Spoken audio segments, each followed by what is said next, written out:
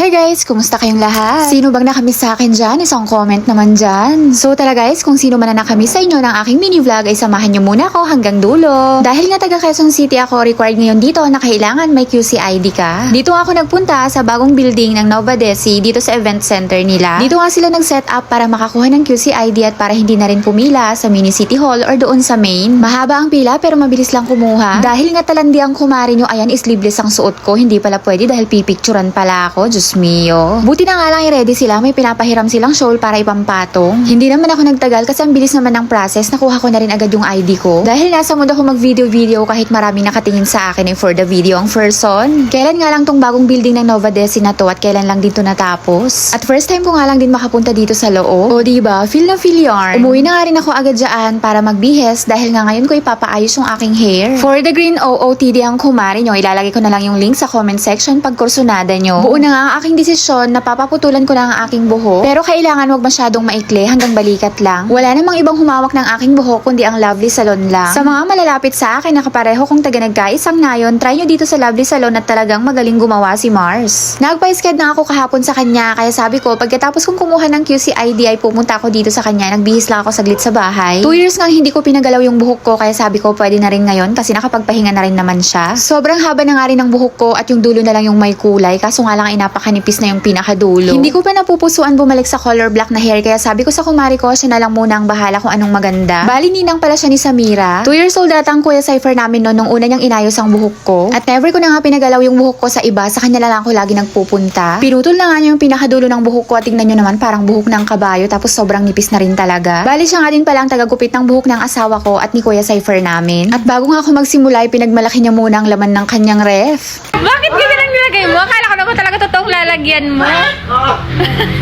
Ayan, Taray. Bakit ganyan ang laman? Mars, ano kasi ito, tawag nito, actually gumagana pa to. Oo. Ngayon, ang mahal ng kuryente, kaya tinambakan ko muna ng ganyan. Kinahaponan naman ay umatan naman kami ni Samira ng gender reveal ng aking friendship na Bicolana. Pagdating nga namin ay ready na ang lahat, nakapag-decorate na sila at ready na rin yung mga handa, naka-display na. Sa mga dati kong followers at hanggang ngayon ay nakasubaybay sa akin ay sigurado, tanda nyo si Tintin. Siya nga yung friendship ko na Bicolana bago pa akong maging vloggeries. At siya pa nga ang madalas kong nakasama sa mga pinakauna kong gawa na mini vlog. Dalawa nga lang kami ni Samira na pumunta dahil ayaw naman sumama ng kuya Cypher namin, nagbibinata na talaga. Yan na nga pala yung buhok ko guys at hindi na ako nakapag-video nung pagkatapos namin dahil nga ginabi na ako. Pero hindi pa yun yung pinaka-finished product ng aking hair kasi babalik pa ako after 3 days. Ayan nga si Tintin at biglang laki ang kanyang tiyan, parang kailan lang nung nakaraan hindi pa halata. At ang kanyang ate na si Mars Irene na naging close ko na rin. Kanya-kanya na nga kaming cheer kung anong gender ng baby nila pero ako, boy ako. Malakas talaga ang pakiramdam ko na boy yung kanyang baby. Excited nga kaming lahat dahil nga first baby nila at medyo matagal din na nabuntis si Tintin. Andito nga din ang kanilang mother na excited din syempre. Magti 3 years na nga din sila dito kaya napalapit na rin ako sa kanila. Syempre ang first baby ni Tintin na si Loso, si Miro, syempre nag-aabang din siya. Love na love nga ni Tintin yan at sigurado magsiselos yan pag lumabas na ang baby.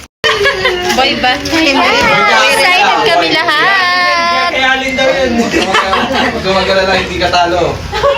Abang na abang nga din to si Miro. Napakabait nga na lang dyan at matyagang naghihintay kung anong meron. At pati nga si Samira ay matyagang naghihintay dahil naging malapit din siya sa tita Tintin niya. Boy! Boy!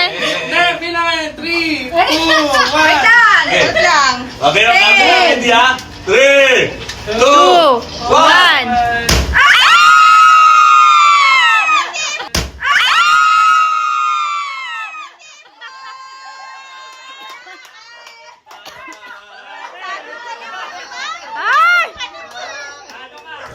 At hindi nga ako nagkamali at boy ang kanilang first baby. Syempre bago ang kainan, picture muna. Ano pa nga ba ang ending nito kundi magpapakabusog na naman ang kumari nyo? Lalo na at napakasarap talaga nilang magluto. Nagsimula na nga ang kainan at hanapin nyo na lang ako. Charis. Yun lang muna guys for today's video. At sana nakarating kayo hanggang dito sa dulo. At kung nagustuhan nyo tong video na to ay pa-like and share naman. Pa-follow na din. Yan na guys for today's video. At yan, Matt.